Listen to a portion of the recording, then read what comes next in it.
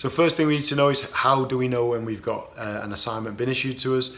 So a little notification will pop up if you're on the actual Teams channel, as well as a notification appearing on your mobile phone if you've downloaded the app. This will also coincide with a number appearing next to the application itself on your phone, as well as a notification popping up in the bottom right hand corner of your PC. On your Teams channel, there'll be a little number that appears next to the subject which has issued you the assignment, as well as on the channel itself there'll be the actual assignment for you to have a look at. And to view all of your assignments, you click on the assignments button down the left hand side of the Teams channels, and all of your assignments and when they're due in for will appear, and you'll be able to click onto those in order to find out a little bit more detail, like I'm going to show you on the next slide. So all the notifications, as well as the information that you find on the Teams channel itself, is just the title. The title explaining what the assignment is about and which subject that assignment is off. So in order to find out a little bit more information, you can click on any one of those notifications as explained earlier on, or clicking on the View Assignments on the Teams channel itself. Once you've clicked onto that, you'll get a little bit more information.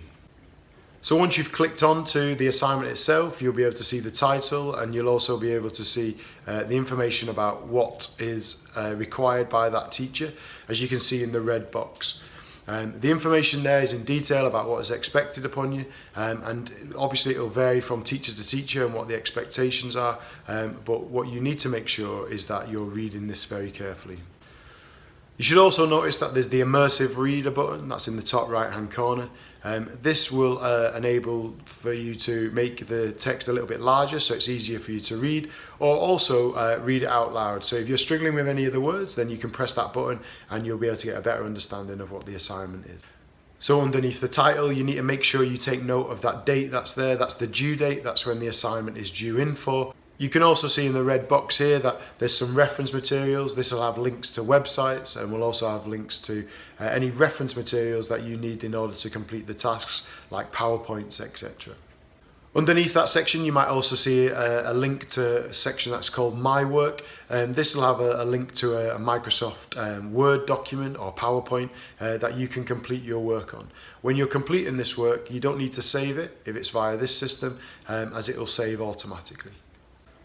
So when you're looking at the assignments, if there is no information under My Work, then that therefore means that you'll probably need to complete this elsewhere. This might mean that if you read through the information that the teacher's given you, they've asked you to complete this either as a written piece of work, or even on a Word document yourself. If that's the case, then you can take a photograph of it, or you can upload it directly onto the assignments page, ready to hand in. So once you've read the assignment, if you're not quite sure what to do, or you want to ask your teacher a question about the work that you're carrying out, then the best place to do that is on the post section of that class's channel. What you might find is that another student has already asked a question, which you can then see the answer to. And if that's the case, you can put a little thumbs up next to it to show that the teacher that you don't understand it as well. Alternatively, is that you may be able to answer a question for a student, and that can all be done in the chat function of the post section on the channel. So once you've completed the work and you've attached any files that need to be attached, then you're able to press the hand in button in the top right hand corner, and you'll get a little animation to show that it's been handed in. So there's everything that you need to know about Microsoft assignments, from receiving notifications that homework has been assigned to you, to handing it back to your teacher ready to be assessed.